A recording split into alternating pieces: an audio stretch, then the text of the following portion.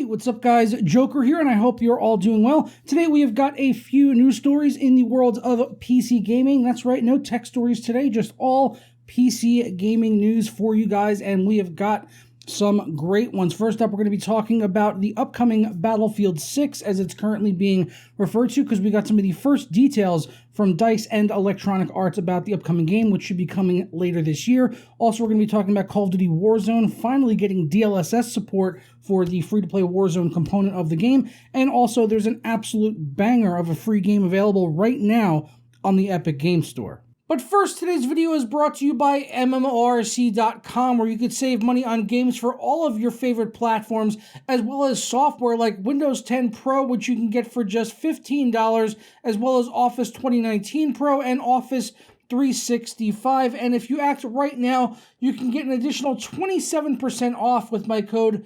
JOK27 at checkout, and that'll knock the price down on Windows 10 Pro from $15.29 all the way down to $11.16. And of course, they accept a wide variety of payment from PayPal to credit cards to Bitcoin. So be sure to act now and hit up the links down in the description below. Did I use the word banger twice at the start of that video? I can't recall. I think I might have said it at the beginning too. If I said banger more than once in the opening, then someone please shoot me. Okay, anyway, we're going to go ahead and start off talking about Battlefield 6, as that's really the best name we've got to go on right now for the game, and Battlefield's return to modern combat, I guess. Haven't had that really since Battlefield 4, or I guess you can say Battlefield Hardline, but that game was a pile of shit. So Battlefield 6, I've been looking forward to this game. Didn't really like BF5 or BF1 or Hardline. BF4 was really the last Battlefield game that I put a significant amount of time in. Who wants Bad Company 3? I mean, come on already, EA DICE. Can we please get Bad Company 3? That's really all we want. Or do a complete remake of Battlefield 3 or Bad Company 2. Either one of those would be fine too. Let's bring them all into next gen and everything. But getting beside myself here, Battlefield 6, let's go ahead and talk about it, because EA and DICE made a post over on their developer blog giving us some of the first details. No video yet or anything like that, but they do say that it will be coming soon. So over on the developer blog, they say that this is a return to all-out warfare. DICE Stockholm is working on this along with Criterion and DICE LA, as they say in here. Our friends at Criterion and DICE LA are working with us on our shared vision for the game, while the team in Gothenburg is taking technology in the game to the next level. Together, we are creating a jaw-dropping experience for you to enjoy later in 2021. They then go on to describe the game as having an epic scale, all-out military warfare, crazy unexpected moments, game-changing destruction, massive battles packed with more players and mayhem than ever before, all brought to you to life with the power of the next-gen consoles and PCs. And that last part right there is the thing that excites me about this game the most, is because this is going to be a next-gen exclusive, and is obviously on the PC as well. So it's going to be on the PC, so it'll be able to fully leverage our hardware. But the fact that it's only on the next-gen consoles, so the PS5 and Xbox Series X and S consoles, is huge, because I think this is really like one of the first games that is truly next-gen exclusive and not even available on the older consoles. So that means that the game is not going to be held back graphically, developmentally, anything like that. So we should see some nice visual upgrades compared to previous titles if you care about that stuff. And also just also having more CPU resources will probably add to the scale of what they can actually do with the levels, bringing in more and more destruction, which hopefully it's really good in this game, as Battlefield it does have a little bit of a spotty record when it comes to destruction. Some games are better than others, but they've been getting better. That's one of the things they've actually improved, I thought, with BF5, because back in like Bad Company 2, like you could destroy everything and level pretty much the entire map. And then they sort of got away from that a little bit in Battlefield 3, and then in Battlefield 4, you basically just had levolution, and the other destruction was very, very minimal. Still more than what you would see in a lot of games, but nothing compared to Bad Company 2. They kind of sacrificed the amount of destruction for giving us more beautiful, I guess, visuals, I guess. But, if they can really marry those two, on the next gen hardware, and then obviously on the PC as well. I think that would be sort of like the perfect thing. They also talk about bigger battles here. There was already rumors and leaks and stuff that was sort of confirmed, but not 100%, about 128 player maps, or at least modes in Battlefield. And we don't know if that's going to be a battle royale thing, although it could be, just a certain mode that'll maybe be tied to just a few maps. And then have that really large-scale combat, as it really might not work on all maps, which would be the best case scenario, honestly, is make specific maps to take advantage of those modes. That way other modes aren't being sacrificed on those maps, or having 128 players being too much on a smaller map. So, kind of separating those things and having dedicated maps for it, I think, is a good thing. And you could always close down sections of it for other modes, which is something they've definitely done in the past. But I'm definitely excited for Battlefield 6, and hopefully we should get some details very soon, as we're coming close to the end of April. We'll probably start seeing some details in May, and then, E3 should be coming up in June, or at least some form of E3, a digital form of E3, I guess. Probably a lot of the publishers and stuff will be doing this year, as a COVID and pandemic will still be going on.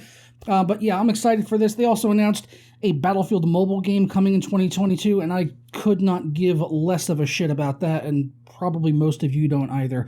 But next up, let's talk about Call of Duty Warzone, which is extremely popular. I believe they recently just passed something like 100 million players. Absolutely mental.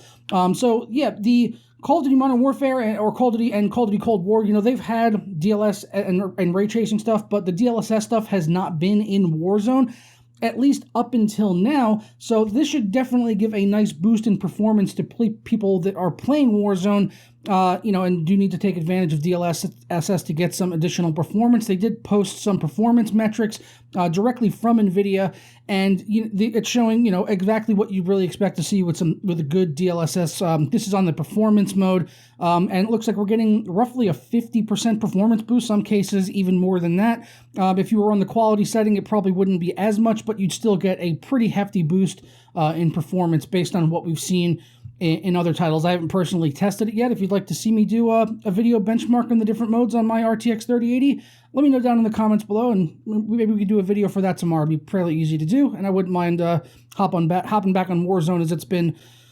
definitely over a year, I would say, since I've played Warzone. But we'll get back on there. We'll try it anyway, and I'll probably get my ass kicked, but at least we'll get some performance metrics out of it.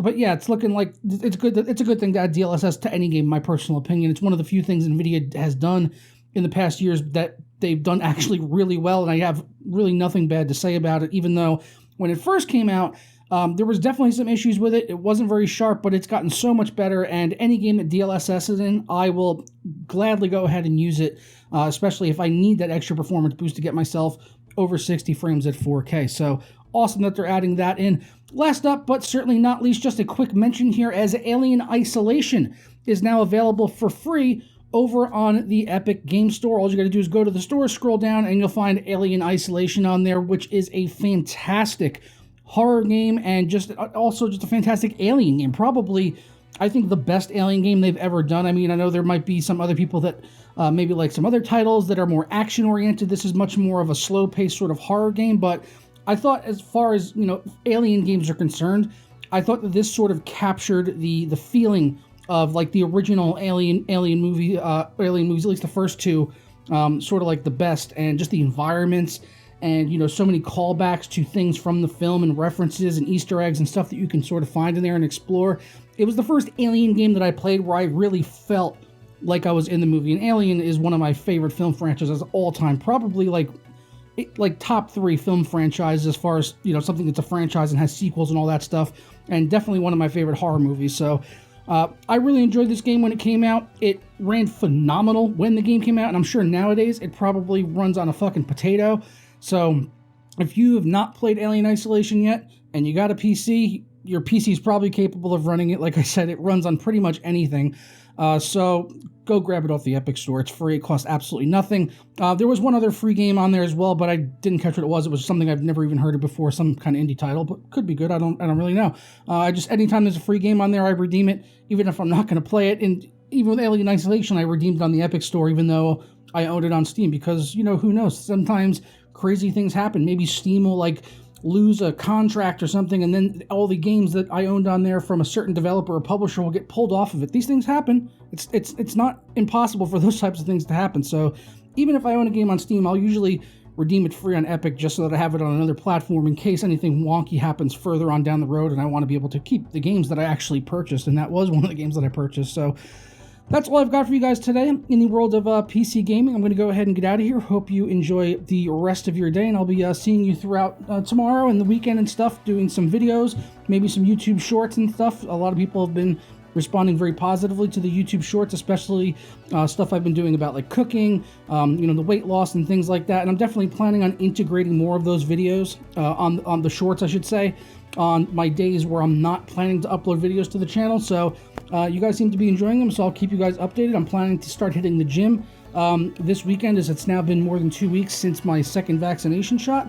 So I'll definitely be hitting up the gym as I feel comfortable enough now to go there unmasked and be able to do my workout and stuff. So keep an eye out for shorts of that. Will be coming to the channel as well as other content. So I'm going to go ahead and get out of here. Hope you guys have a great day, and I'll see you tomorrow for another video.